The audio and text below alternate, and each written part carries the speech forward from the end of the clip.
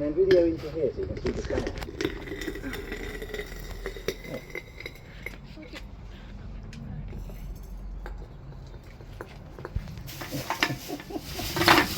Look at that away.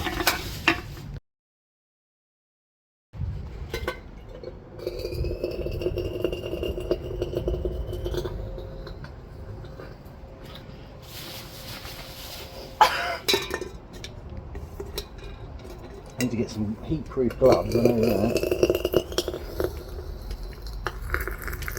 It does smell a bit. It reeks. That'll do. Well, that was exciting and hot, but I think that was a success. Look, we have poured aluminium there. Okay, the lid broke, but I didn't put any reinforcement in it, so I'll make another one and put some reinforcement in. The crucible, the stainless crucibles held up lovely. The blower worked a treat. Yeah, apart from the lid breaking, I'd call that a success. I'm just going to let that ingot cool down.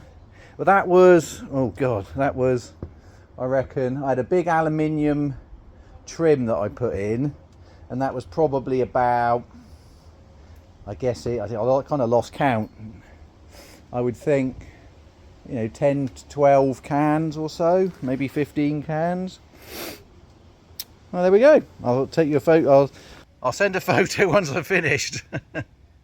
And I still have my hands. I need to get some heat-proof gloves because that was quite hairy there for a moment. Okay, cool. Right then. Well, I'm going to call that a success, to be honest, apart from the lid breaking. I mean, it's only I just put an impression of a can into the sand, but that's a solid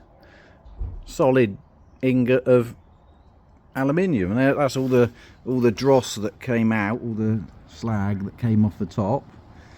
Yeah, make a new lid, all good. What could possibly go wrong?